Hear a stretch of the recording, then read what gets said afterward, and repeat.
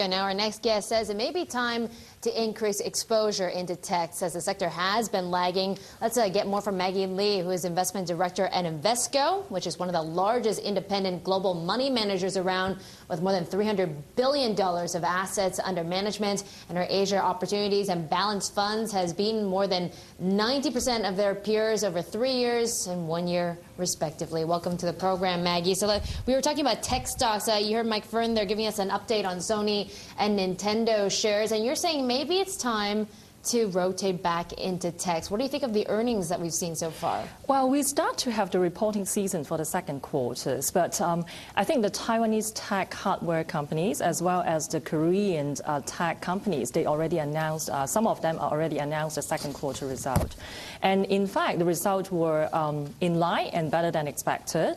So actually, that momentum confirmed that the earnings has already bottomed out in the first quarter. And even like Samsung Electronics, they announced they give a more positive earnings guidance for the rest of the year, which really surprised analysts on the upside. Yeah, that's right. Samsung is your top tech holding. Actually, you're number 4 for your entire fund. Is Samsung the tech stock that you like best, and why do you like it? Is it because it's cheap in terms of valuation, or what are you looking at? I think in terms of positions in the earnings recovery, definitely I think export-sensitive sectors like tech will be quite a good proxy to that recovery play. And we compare the Korean tech to Taiwan tech. In fact, Korea's tech companies is trading at a cheaper valuation to the Taiwan tech. But in fact, it's different because Taiwan is more tech hardware, and Samsung Electronics is one of the top 10 holdings in our portfolio, and he has a very diversified earnings coming from the techs, and relatively Samsung Electronics, I think there will be some room for earnings upside. When you say rotate into techs, which specific sectors are you looking at? You're talking about these Korean technology companies because it's on a valuation basis, it is cheaper compared to the rest of the region. But what else are you looking to get into? Okay. In fact, we are still very comfortable and optimistic about the Asian financial sectors, both the banks and the properties. The Asian banks, as you know, is like not very leveraged to the subprime or financial crisis situation, and structurally they are financially solid. And well, if I take an example, like in China, we still are very positive about the Chinese banking sector. Just in the first half of this year, the loans growth is like hitting 7 trillion renminbi or $1 trillion US. And the M2 growth in China in June is 28% growth year on year. Right. So it can translate to a very substantial loans growth to the China financial banking sector, as well as like the property sector is just forming a bottom. Right. Why don't you diversify your financials, though? In terms of your top holdings, financial holdings in your Invesco Asia fund, there are 3 of them are the Chinese big banks. I mean, why not look elsewhere besides China? Say Singapore. Singapore's banks have also outperformed so far in terms of their earnings as well. It's consistent with our investment style because we look for growth stocks at a reasonable valuation and also like value stock with a catalyst for potential upside. And we regard like the Chinese banks, they have a very strong loans growth, and relatively to the rest of the Asian region, in fact, it has a better earnings growth. You mentioned Singapore banks. Actually, we also like the Singapore banks because after all this capital raising, in fact, they are also selling at a very cheap price to book. But we think that the Chinese banks will offer growth and also still at a reasonable price to book. Okay, and what about the risk? Because you're hearing from the PBOC, the Chinese central bank, that they want something to be done about this massive lending growth that they've seen in the first half of this year, and they think they might be imposing some strict regulations. Is there a risk that maybe there's this pullback in terms of how many new loans are given out on the mainland? What does that mean for stocks? Well, in the first half, we have 7 trillion renminbi of loans, and we believe that for the full year, we can achieve around 10 trillion renminbi. So for the rest of the remaining days, then there is still a lot of the monetary policy remain easy. Risk, yes, there's always risk on the investment market. How about possibility then? All right, but I think the possibility of early tightening is still very low. Remember, the government official keep reiterating that at 8% GDP.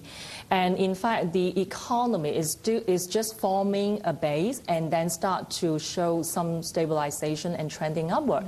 So I guess the governments in China remain very friendly to the economic policy, and also we start to see the stimulus packages working. So I think the market's concerned about like tightening earlier. I think probably the probability at the moment is still low. So there's the probability is still low in terms of more tightening from the central government. Okay, well, let's take a look at those valuations of those Chinese banks that you mentioned, your top 3 holdings in your portfolio. In fact, in terms of banks, you're looking at Bank of China, also ICBC, China Construction Bank, versus their Asian peers, these Chinese banks versus their Asian peers.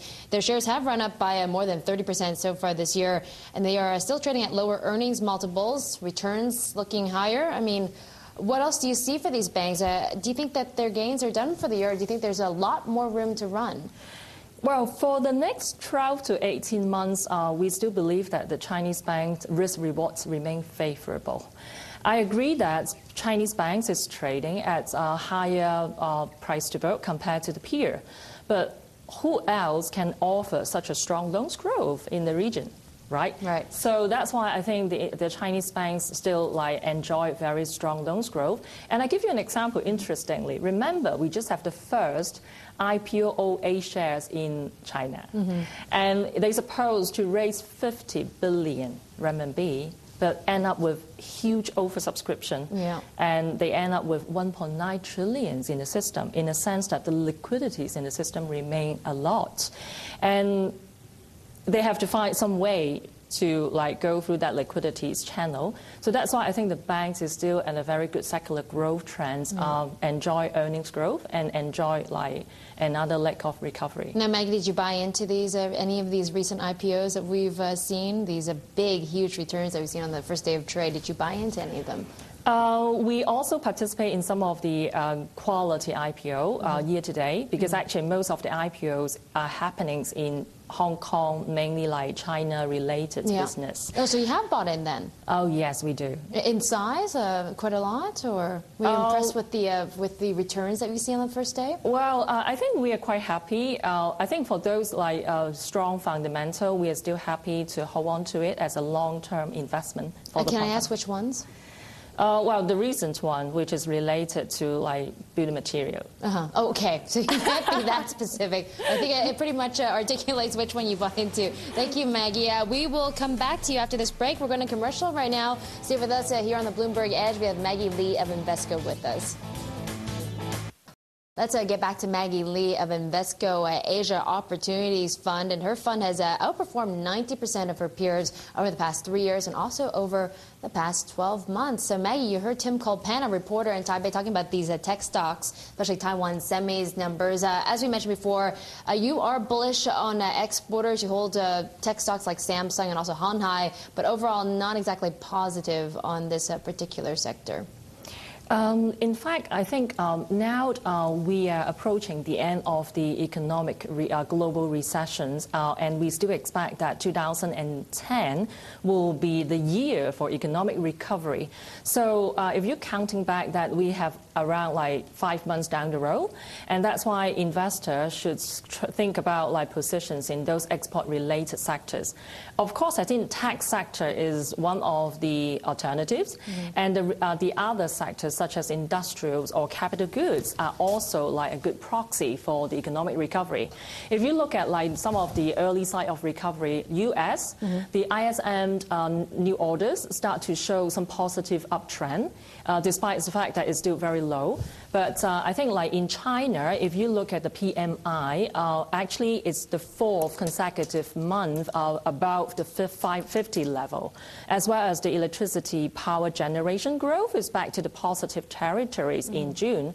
So I think export sector, as you know, China and Asia is still like rely upon the export sector to grow the economy. So I think now is time to consider those export sector. I think more importantly, if you look at the valuation, some of the exporter, they are trading at around like 12 to 15 times PE multiple for the 12 months forward earnings. Compared to the average in the Asia ex-Japan is 16 times. So actually, those exporters are still trading at around like 20 to 30% discount to the average. Okay, so there is some opportunity to get into these exporters, tech being among them. It's interesting, Maggie, I'm looking at your comments beforehand, and you said that the third quarter is usually a weak quarter. There could be some pullback, but yet you're about 98% still invested in the market. Do you think there's risk to this strategy? I think we always look at the medium and longer term investment for our fund. So, now is at the end of July. And I think we have to be more looking forward rather than looking at the historical data. So going forward, I think we already confirmed with the economic data confirming that the economy is bottoming, and then we are going to show the marginal improvement on a month-on-month basis. Right. So now perhaps it's the time to reconsider and back to the equity market. Okay, so you said the third quarter there is risk. We're hearing analysts and stock bears saying that maybe markets are going to see a correction in the next few months. Do you see that happening then? I'll be more specific with you. Sure. I think third quarter traditionally is always the weakest quarters compared to the rest of the year. And if this is the case in 2009, I think this is a buying opportunity. Okay, but is it going to happen then? I'll ask you. Well, I think if everybody expect like to buy on dip, then perhaps there is not too many like weakness in the market. But I still think that third quarter is still the right quarter. People should like reposition back into the equity market. Okay, and you have a lot of holdings in A shares on the mainland. What about talks of maybe bubbles forming in the stock market? It has run up about 80% or so. There has to be some sort of fear. Right. The portfolio has around 35% in China and around 7% exposure to the China A shares. Correct that we have A shares exposure. But A share, they offer a lot of diversification because H shares are definitely, if they have both stocks in A and H, then we would prefer H because it's cheaper relative to A. So are you going to hold on then to your A shares? You're that confident that it will continue to ride up? Yes, because I think for the last 3 years, the way to outperform the peer, part of the reason is we continue to hold on to this A share exposure. Okay, Maggie, great talking to you. Maggie Lee.